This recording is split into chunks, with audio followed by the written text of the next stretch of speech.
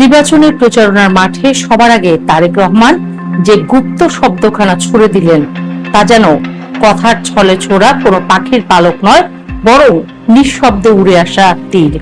কাকে উদ্দেশ্য করে বলা তা বোঝার জন্য আলাদা করে ব্যাকরণ পড়তে হয় না।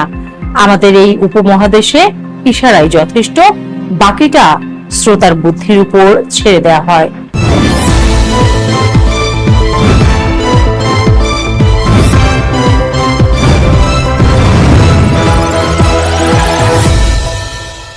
প্রতিপক্ষকে কুপকাত করতে শব্দের এই গুপ্তচর বৃত্তি নতুন কিছু নয়। রাজনীতির আঙিনায় ভাষা বরাবরই কখনো তরবারি, কখনো বিষ। কিন্তু মজার কথা কি জানেন, এই একটি মাত্র শব্দই এমন কাণ্ড ঘটিয়েছে যে বিশ্ববিদ্যালয়ের শান্ত প্রাঙ্গণ হঠাৎ করে দাবানলের মতো জ্বলে উঠছে, যেন শুকনো পাতার নিচে আগুন ছিলই, শুধু গুপ্ত নামের একটি স্ফুলিঙ্গের অপেক্ষায়। রাজনীতির অভিধানে শব্দের চেয়ে ধারালো অস্ত্র খুবই কম আছে, আর সেই শব্দ যদি হয় গুপ্ত, তবে তার কাজটা খানিকটা গুপ্ত ঘাতকের মতোই। চোখে দেখা যায় না, কিন্তু আঘাত লাগে গভীরে। গুপ্ত শব্দটি নিয়ে হঠাৎ উত্তপ্ত হয়ে উঠেছে রাজনৈতিক অঙ্গন। ক্যাম্পাস থেকে ছড়িয়ে পড়া উত্তাপ রাজপথ ও সংসদে গিয়ে ঠেকেছে। মূলত ক্ষমতাসীন দলের সহযোগী সংগঠন জাতীয়তাবাদী ছাত্র দল ও প্রধান বিরোধী দল জামায়াতের ছাত্র সংগঠন ইসলামী ছাত্র শিবিরের মধ্যে সংঘর্ষের রেশ থেকেই এমন পরিস্থিতির জন্ম। যেন একদিকে প্রকাশ্য রাজনীতি, অন্যদিকে আড়ালে থাকা অভিযোগ, এই দুইয়ের টানা পড়েনে আগুনে ঘি পড়েছে। বিশ্ববিদ্যালয়গুলোতে যা ঘটছে তা কোনো সাধারণ ছাত্র রাজনীতির ঠেলাঠেলি নয়, এ যেন পুরনো হিসেব নিকেশ মেটানোর এক নতুন অজুহাত। এক পক্ষের উপর ধারালো অস্ত্র দিয়ে হামলা, ককটেল বিস্ফোরণ, এমনকি পায়ের গোড়ালি কেটে ফেলার মতো নির্মম ঘটনা। এগুলো শুনলে মনে হয় আমরা যেন কোনো মধ্যযুগীয় যুদ্ধের গল্প পড়ছি, অথচ ঘটনাস্থল আধুনিক বিশ্ববিদ্যালয় ক্যাম্পাস। সামাজিক যোগাযোগ মাধ্যমে দুই পক্ষের অনুসারীরা এমন ভাবে কাদা ছোড়াছুড়িতে মেতেছেন যেন যুক্তির চেয়ে গালি এখন সবচেয়ে কার্যকর অস্ত্র। দেয়াল লিখন, যা একসময় ছিল কবিতার, প্রতিবাদের কিংবা প্রেমের ভাষা, এখন হয়ে উঠেছে বিদ্বেষের ক্যানভাস। ছাত্রদল শিবিরকে গুপ্ত আখ্যা দিয়ে দেয়াল ভরিয়ে তুলছে। এদিকে শিবিরও পিছিয়ে না থেকে পাল্টা ছাত্রদলকে রামদা দল বলে চিকা মারছে। এই শব্দের লড়াই একসময় হাতাহাতিতে গড়ায়। ঢাকা বিশ্ববিদ্যালয়ের বিজয় একাত্তর হল ও ডাকসু ভবনের দেয়ালে গুপ্ত শব্দের গ্রাফিতি লিখতে গিয়ে হতাহতের ঘটনা ঘটে। পরদিন শাহবাগ মোড়ে আবারও সংঘর্ষ। একই দিনে পাবনার ঈশ্বরদীতেও একই দৃশ্য, যেন পুরো দেশটাই এক বিশাল ক্যাম্পাস, আর সবখানে একই নাটকের পুনরাবৃত্তি। ছাত্র দলের অভিযোগ বেশ গুরুতর। তাদের মতে শিবির বিগত সরকারের ছাত্র সংগঠন ছাত্রলীগের ভিতরে গুপ্ত থেকে সাধারণ শিক্ষার্থীদের উপর নিপীড়ন চালিয়েছে। রাজনৈতিক পথ পরিবর্তনের পর তারা রাতারাতি নিজেদের পরিচয় বদলে ফেলেছে। অন্যদিকে শিবির এই অভিযোগ উড়িয়ে দিয়ে বলছে তারা সব সময় সক্রিয় ছিল, শুধু প্রকাশ্যে রাজনীতি করার সুযোগ পায়নি। এই বক্তব্যে একটা পুরনো বাংলা প্রবাদ মনে পড়ে গেল, চোর পালালে বুদ্ধি বাড়ে। তবে এখানে কে চোর আর কে সাধু তার নির্ধারণ করা কঠিন।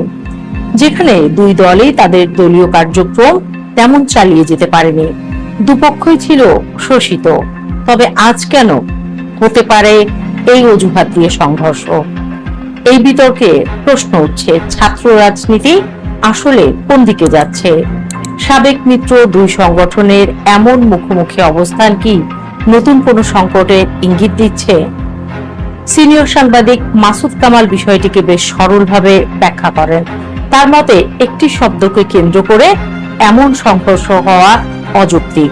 তিনি বলেন, সবাইকে প্রকাশ্যে রাজনীতি করতে হবে, গুপ্ত কোনো পথ নয়। কিন্তু বাস্তবতা হলো রাজনীতিতে যুক্তির চেয়ে আবেগই বেশি কার্যকর, আর সেই আবেগই এখন সহিংসতার রূপ নিচ্ছে।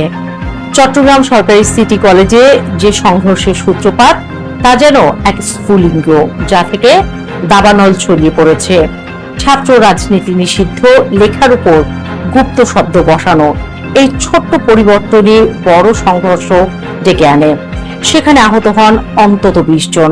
স্থানীয় শিবির সভাপতি আশরাফুল ইসলামের পায়ের গোড়ালি প্রায় বিচ্ছিন্ন হয়ে যাওয়ার ঘটনা তো যেন একেবারে শিউরে ওঠার মতো। তাকে ঢাকা মেডিকেল কলেজ হাসপাতালে স্থানান্তর করা হয়।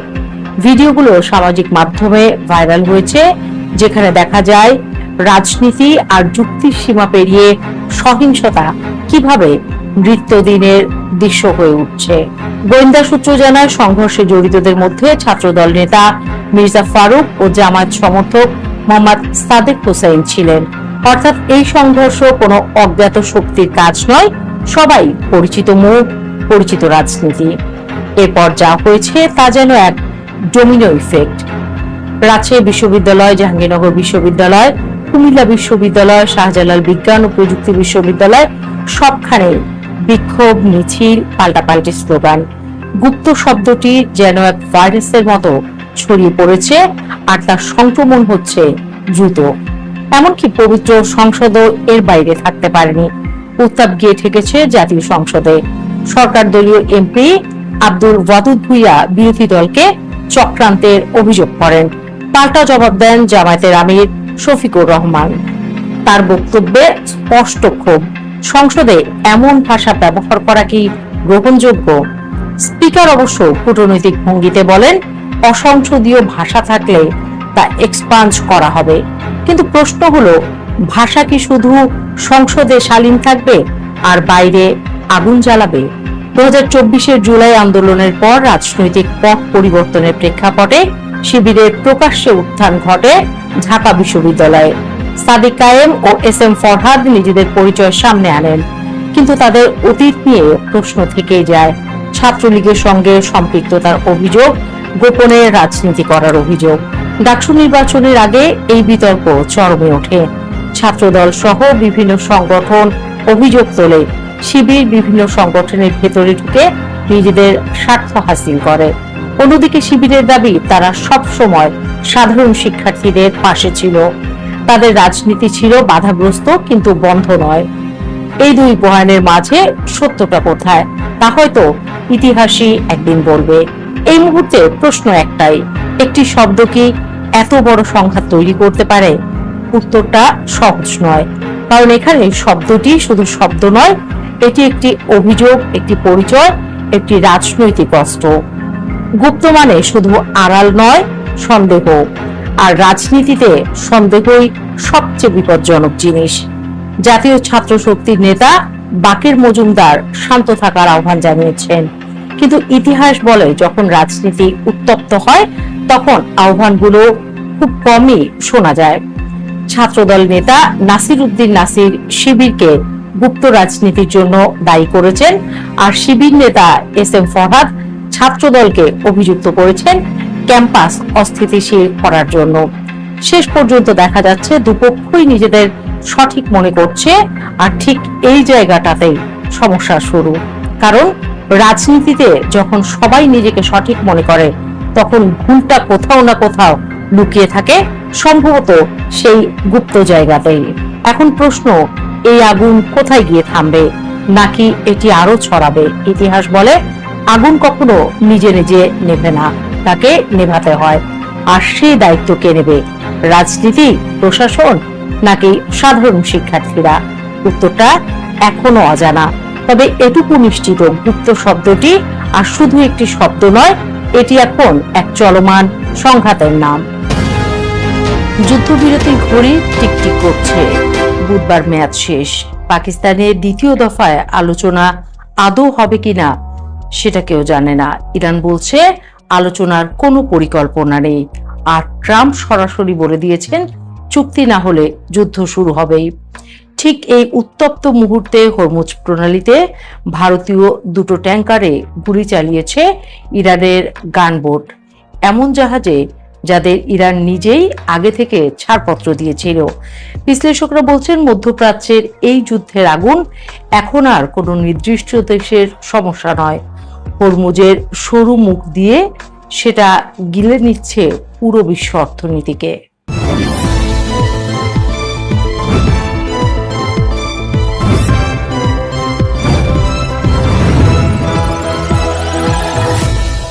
ঘটনাটা বুঝতে হলে একটু পেছনে যেতে হবে। গত 28 ফেব্রুয়ারি যুক্তরাষ্ট্র ও ইসরায়েল একযোগে ইরানে হামলা শুরু করে। অপারেশন এপিক ফিউরিতে ইরানের সামরিক ঘাঁটি, পারমাণবিক স্থাপনা গুঁড়িয়ে দেওয়া হয়। নিহত হন সর্বোচ্চ নেতা আলী খামেনি।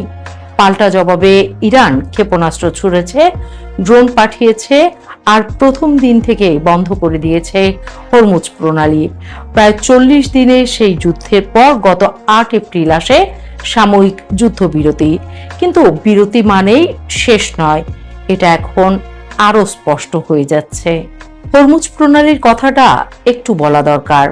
ওমান আর ইরানের মাঝখান দিয়ে যাওয়া এই সরু গলিপথ দিয়ে বিশ্বের মোট তেলের প্রায় 1/5 যায়।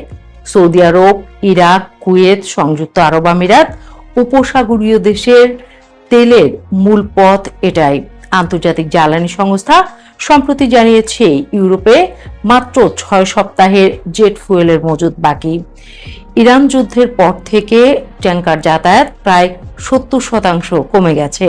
ফলে হরমুজ বন্ধ থাকা মানে শুধু মধ্যপ্রাচ্যের সংকট নয়, এটা ঢাকা থেকে দিল্লি, টোকিও থেকে প্যারিস পর্যন্ত সবার পকেটে আঘাত হানবে। এই প্রণালীতে গত 18 এপ্রিল ঘটে গেছে সবচেয়ে উদ্বেগজনক ঘটনা। ইরানের 2টি গানবোট গুলি চালায় ভারতীয় পতাকাবাহী ট্যাঙ্কার সানমার হেরাল্ডে। জাহাজটা ইরাক থেকে ভারতে অপরিশোধিত তেল নিয়ে যাচ্ছিল। আর সবচেয়ে অবাক করা বিষয়টা হলো ইরান নিজেই এই জাহাজকে আগে থেকে ছাড়পত্র দিয়েছিল। রেডিও ট্রান্সমিশনে জাহাজের ক্রু সদস্যদের কণ্ঠস্বর ধরা পড়েছে, আপনি আমাকে যাওয়ার অনুমতি দিয়েছিলেন, আমার নাম আপনার তালিকায় দ্বিতীয়, এখন গুলি করছেন কেন, আমাকে ফিরে যেতে দিন। একই সময়ে আরেকটি ভারতীয় জাহাজ জাগ অর্ণবকেও ফিরে যেতে বাধ্য করা হয়। 2 জাহাজের ক্রুরা নিরাপদ, কিন্তু ঘটনাটা একটা স্পষ্ট বার্তা দিয়ে গেছে, হরমুজে এখন কোনো নিরাপত্তার গ্যারান্টি নেই। ভারত ইরানের রাষ্ট্রদূতকে তলব করেছে, চাপ দিয়েছে জাহাজ চলাচল স্বাভাবিক করতে। ইরান কিন্তু এমনি এমনি গুলি চালায়নি, এর পেছনে আছে মার্কিন নৌ অবরোধ। যুদ্ধবিরতি চলার মধ্যেই যুক্তরাষ্ট্র ইরানের সব বন্দরে অবরোধ বসিয়ে দিয়েছে। যুক্তরাষ্ট্রের সেন্ট্রাল কমান্ড জানিয়েছে অবরোধ শুরুর পর থেকে 27টি জাহাজ ঘুরিয়ে দেওয়া হয়েছে বা ইরানের বন্দরে ফেরত পাঠানো হয়েছে। গত রোববার ইরানের পতাকাবাহী একটি কার্গো জাহাজ অবরোধ ভাঙার চেষ্টা করলে মার্কিন সেনারা হেলিকপ্টার থেকে নেমে সেটি দখল করে নেয়। ইরান বলছে এটা জলদস্যুতা, এটা যুদ্ধবিরতির লঙ্ঘন আর পাল্টা ব্যবস্থায় হুঁশিয়ারি দিয়েছে। ট্রাম্প অবশ্য দাবি করছেন এই অবরোধ ইরানকে সম্পূর্ণ ধ্বংস করে দিচ্ছে, চুক্তি না হলে অবরোধ উঠবে না, এটা সরাসরি বলে দিয়েছেন তিনি। পাকিস্তানের আলোচনার অধ্যায়টা বলতে হবে। যুদ্ধবিরতির পর মূল মঞ্চ সরে এসেছে ইসলামাবাদে। গত 11 এপ্রিল পর্যন্ত vice president JD Vance, Steve Witkoff আর জ্যারেড কুশনার পাকিস্তানে গেলেন। ইরানের প্রতিনিধি দলের সঙ্গে 21 ঘন্টা আলোচনা হলো, কিন্তু কোনো চুক্তি হলো না। ভ্যান্স ফিরে এলেন খালি হাতে। দ্বিতীয় দফায় আলোচনা নিয়ে ইরানের পররাষ্ট্র মন্ত্রণালয়ের মুখপাত্র ইসমাইল বাঘাই সরাসরি বলে দিয়েছেন, এই মুহূর্তে পরবর্তী দফার কোনো পরিকল্পনা আমাদের নেই। যুক্তরাষ্ট্র ও ইসরায়েল নতুন আগ্রাসন শুরু করতে চাইলে আমাদের সশস্ত্র বাহিনী জবাব দেবে। মূল বাধা একটাই, যুক্তরাষ্ট্র চায় ইরান পারমাণবিক সক্ষমতা পুরোপুরি ছেড়ে দিক, সমৃদ্ধ ইউরেনিয়াম মার্কিন হাতে তুলে দিক। ইরান বলছে হুমকির মুখে দাঁড়িয়ে এমন সমঝোতা অসম্ভব। ট্রাম্পের অবস্থানটা পরিষ্কার হয়ে গেছে এবার। ব্লুমবার্গকে দেয়া এক সাক্ষাৎকারে তিনি বলেছেন, যুদ্ধবিরতির মেয়াদ বাড়ানোর সম্ভাবনা একেবারেই ক্ষীণ। চুক্তি না হলে কি আবার যুদ্ধ শুরু হবে? জবাব ছিল সরাসরি হ্যাঁ, আমি অবশ্যই তেমনটাই মনে করছি। অবশ্য ট্রাম্পের অবস্থান বারবার বদলানোর রেকর্ড আছে। গত সপ্তাহে এক সংবাদ সম্মেলনে 5টা প্রশ্নে 3বার 3 রকম উত্তর দিয়েছিলেন। ফলে যুদ্ধ শুরু হবে মানে সত্যি যুদ্ধ নাকি এটা চাপ তৈরির কৌশল, সেটা নিয়ে বিশ্লেষকরা এখনো দ্বিধায়। তাহলে সামনে কি? 3টা পথ খোলা আছে। একটা হলো আলোচনা আবার শুরু হওয়া, রাশিয়া, চীন, মিশর, পাকিস্তান সবাই চাপ দিচ্ছে, পর্দার আড়ালে যোগাযোগ থেমে নেই। দ্বিতীয় সম্ভাবনা, চুক্তি ছাড়াই যুদ্ধবিরতির মেয়াদ আনুষ্ঠানিকভাবে কিছুদিন বাড়ানো। তৃতীয়টি সবচেয়ে ভয়ঙ্কর, সত্যি আবার যুদ্ধ শুরু হওয়া। তাহলে হরমুজ আবার বন্ধ, তেলের দাম আকাশ ছোঁয়া, আর বিশ্ব অর্থনীতি যে ধাক্কা খাবে তার ঢেউ এসে লাগবে ঢাকা চট্টগ্রামের বাজারেও। আগামীকাল বুধবার সন্ধ্যাটা অনেক কিছু ঠিক করে দেবে। হরমুজের নীল জলে এখন বারুদের গন্ধ, আর সেই গন্ধ থামবে কিনা সেটা নির্ভর করছে ওয়াশিংটন আর তেহরানের একটা টেলিফোনের উপর। যুদ্ধের মামলা এমন এক জায়গায় এসে দাঁড়িয়েছে যেখানে জেতা না গেলেও হার মানা যাবে না। তাই নাম দেওয়া হয়েছে যুদ্ধবিরতি। যুদ্ধের ময়দান থেকে বারুদের গন্ধ মিলিয়ে যাবার আগেই যদি কোনো নেতা বলে চলুন একটু বিরতি নেই, তখন বুঝতে হবে গল্পটা শুধু যুদ্ধের না, ভেতরে অন্য কিছু রান্না হচ্ছে।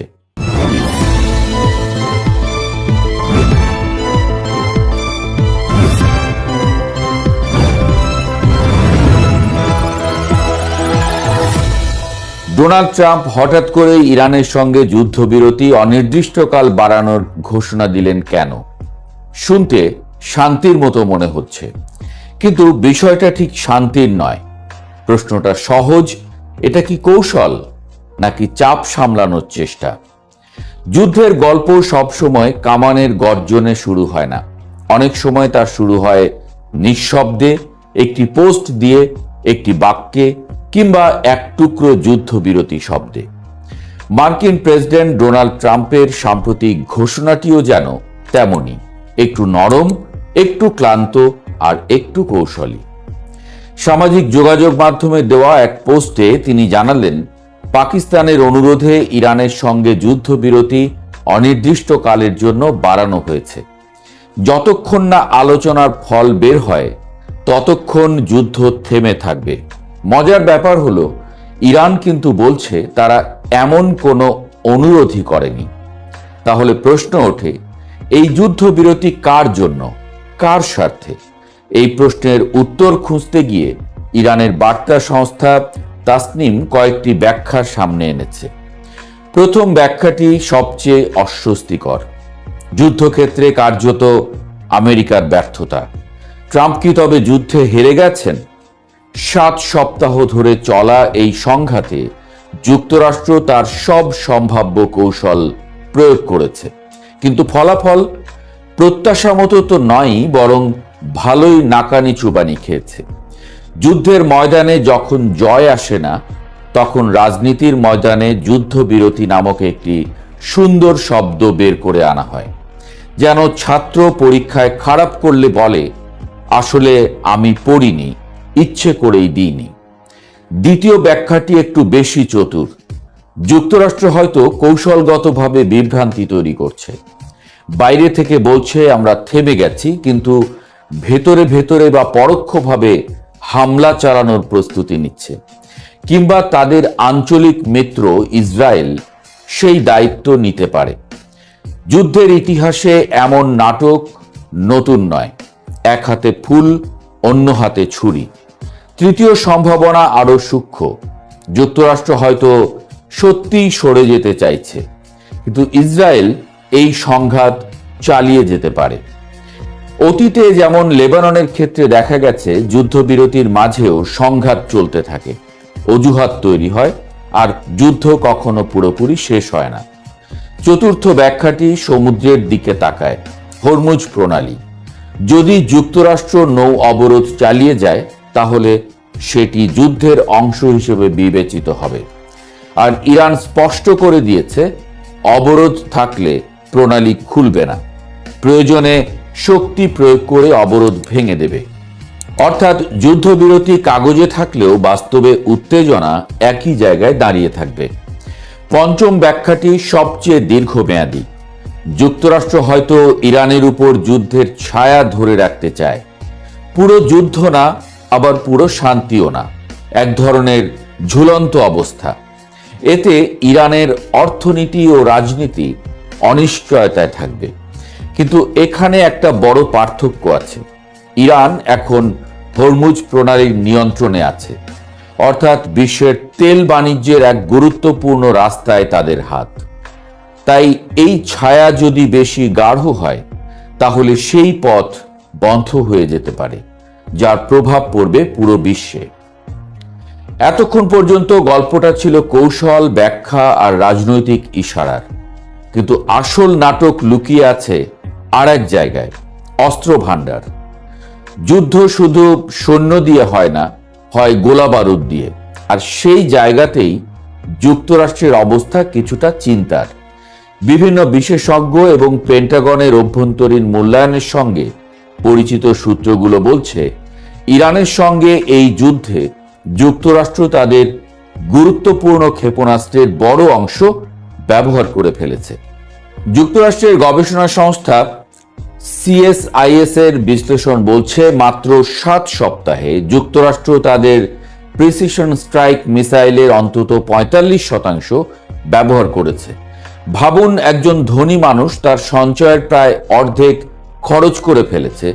এখনো সে ধনী, কিন্তু আগের মতো নিশ্চিত নয়।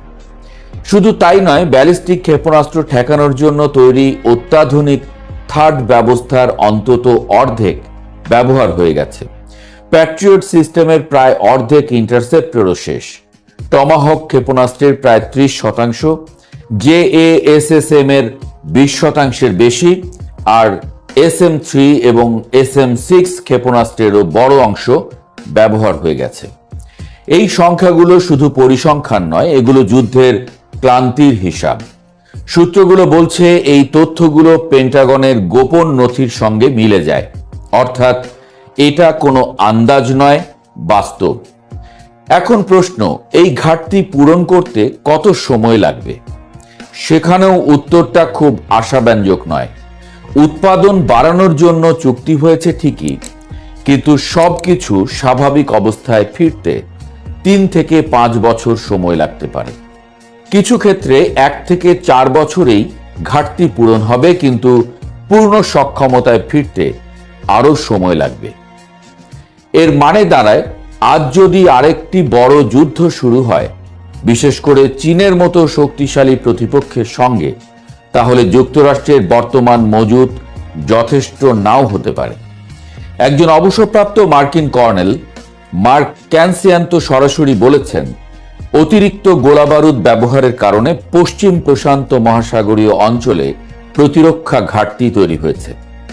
অন্যদিকে পেন্টাগনের মুখপাত্র শন পার্নেল বলছেন, সব ঠিক আছে, প্রয়োজনীয় সবকিছুই তাদের হাতে আছে।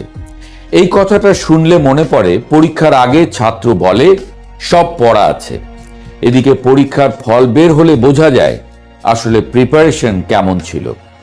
ট্রাম্প নিজেও বলছেন যুক্তরাষ্ট্রে কোনো অস্ত্রের ঘাটতি নেই, কিন্তু একই সঙ্গে তিনি ক্ষেপণাস্ত্র উৎপাদনের জন্য অতিরিক্ত অর্থ চাইছেন।